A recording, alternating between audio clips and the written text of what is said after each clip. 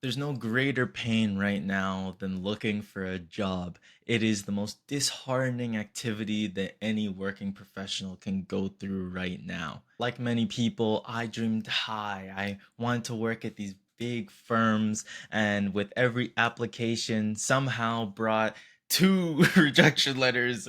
It was crazy. And one time I got a rejection back the next day. I know some people have gotten it back even sooner. It's insane and it's a super saturated market, but honestly, it's always been a saturated market. The problem here is that for many professionals that want to get working, we are bombarded with advice all over the place about different strategies and techniques that got somebody into FANG or got somebody else into one of the big five banks or one of the big four consultancies.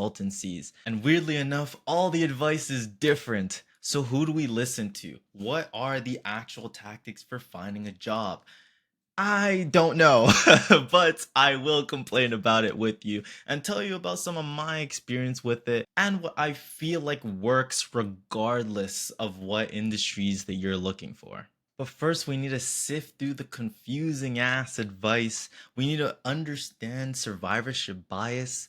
And then we need to actually understand the organizations in order to get a better idea of what strategies might actually work for the company you are interested in. Welcome to Business is Scary, where we dissect various business topics like money, marketing, and business management with a human centric approach. If you're interested in such topics, subscribe and stay notified of all of our weekly content. Now, let's talk about job hunting. The job market is tough for a very simple reason. There are more interns than there are internships. I remember talking to one recruiter and they were telling me about they had over 1,000 applications for a job that they're only hiring like 3 people for.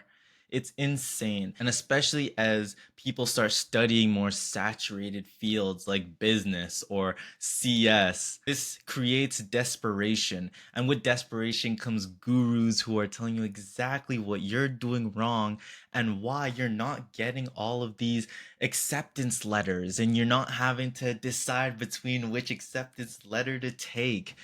It's all because of one little thing and they have it behind a paywall. Once you get past that paywall or you look through enough of their content, they'll say you're not ATS ready. Your resume doesn't look this structured way that gets you into FANG. You haven't done enough case competitions. You haven't done enough hackathons. There was one guy who was saying that you should add your face to your resume and using this one tool that is paying me, you will be able to put your face on it and it'll be automated and you can easily sift through your things. He also said that you should even have your most relevant job experience and it shouldn't be chronological. I remember seeing that and I thought, okay, that goes against everything that I've heard, but you know what, I'll try it out. I did not hear back from that company. And then I read down in the comments, and this recruiter comes in and just bashes everything. And she's like, don't do that. Don't do that. Don't do that. We literally would throw your resume away. And he comes back and he's like, well, it works for some people and some people it doesn't work. And, different recruiters are looking for different things. True, but it just goes to show how insane the advice market is when it comes to what works when you're job hunting. And it's very important that we understand survivorship bias. I personally, in the sector of banking, I sent over 45 applications in one hiring season and heard back from one. I did a few interviews, I think maybe like five or so, and only one accepted me. And that's for one sector alone. I've applied to many, many sectors, and it's tough, especially in marketing where that is so saturated. In TRSM alone, I'm pretty sure it's the second biggest department in all of the school. And you have to understand that what works for me might not necessarily work for you, and that goes for many different people.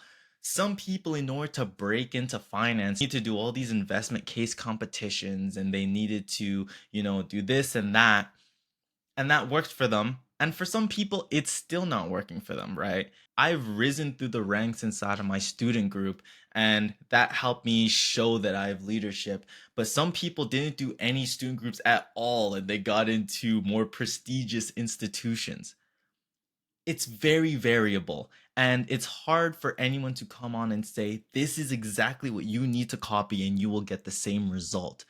It's survivorship bias. It works for them, and they were very lucky. And I would say I'm very, very lucky. And I have the humility to understand that if things were different, or if I had applied in a slightly different way, maybe I wouldn't be as successful, or maybe I'd be even more successful. It's so hard to say. So beware of anybody who comes on and says this is exactly what you need to do. A lot of people like to overcomplicate the hiring process. They'll tell you that it's the skills, and it's that you have to do this amount of leak code, and you have to do this amount of case competitions, and then you need to study cases, and you need to do this, that, whatever, right? And that may be true, but at the end of the day, especially at the intern level, any job can be taught. Almost any job can be taught. So it's less about what you know, and it's more about the type of worker you are. And that requires research. You need to understand the style of work at that institution, and you need to understand their style of recruitment. This is why a lot of recruiters will say do not make the same resume for every single job position. Now, some people take that to the extreme and they actually create a new resume for each. But what it's really saying is that look for what they're looking for and align with that. Don't align with the industry and what the industry is looking for. Align with what that institution is looking for specifically. An example of this is that if a position says we are looking for Tableau, don't start naming Power BI, Tableau, Excel, whatever coding languages, and every single thing you've ever done in your entire life. Say, you guys are looking for Tableau. I'm a master at that, and only talk about that, right? You can include other things to show that you're open to learning, but you really need to hone in on what they're looking for. And it helps to talk to people at that institution and at that company so you understand how do they work. Do they actually use that, or are they shifting to other technology and haven't quite yet set it inside the internship list? But then also understand that everything on that list is a wish list. They don't expect you to know everything, so apply. But when you apply, really demonstrate how easy you are to work with, how ready you are to learn new things, and how open you are to those new experiences. At the end of the day, we like working with people that we like. So if you can show that you've had teamwork experience, if you can show that you've led and you're proactive and they don't have to chase after you to get work done, that goes a long way. But then also detach the recruitment process from your personal. When you get rejected, they are not rejecting you, they don't even know you, right? I saw advice that somebody's giving about buying a home, which I don't know why that reel was recommended to me, but it was very interesting where it said when you're buying a house, fall in love with three houses. So you have options and you can actually negotiate, and they don't have all the power because they know you love this one house and now they bring up the price, right? In the same way, fall in love with three companies. And within that three companies, fall in love with three different positions. So you're not devastated when you lose one, but then you're also not only gunning for that one, you're also looking forward to other ones. While I say that, and I hope you have the mental complexity to understand that these two things can exist at the same time, you do need to somewhat pigeonhole yourself. You need to be able to argue that you are the perfect fit for this one thing. You are very passionate about this one thing. And also let them know what your goals are outside of that. If you tell them that my biggest goal is to be an intern for this company in this position, they know you're lying. And honestly, that sounds kind of not great, right?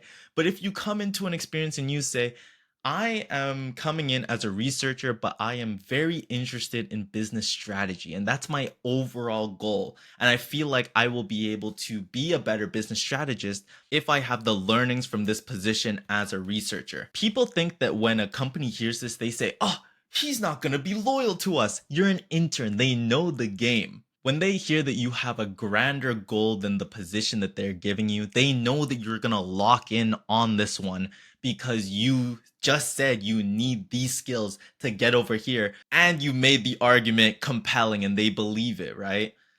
That is how I got into all the internships that I have. Again, this doesn't necessarily mean it'll work for you, but when we're looking at the psychology of a recruiter, of a manager, these are little signs that they're looking for and signs that show a driven person and somebody who cares deeply about their work and they're passionate, not just about what their specific goal is, but they're passionate about the process. So don't get so caught up in all of these quick tricks and hacks and how to get a bunch of acceptance letters in the next hiring season. It's a slow process and it requires you to treat the organization like a human, talk like a human, but then also be very intentional with how you are selling yourself.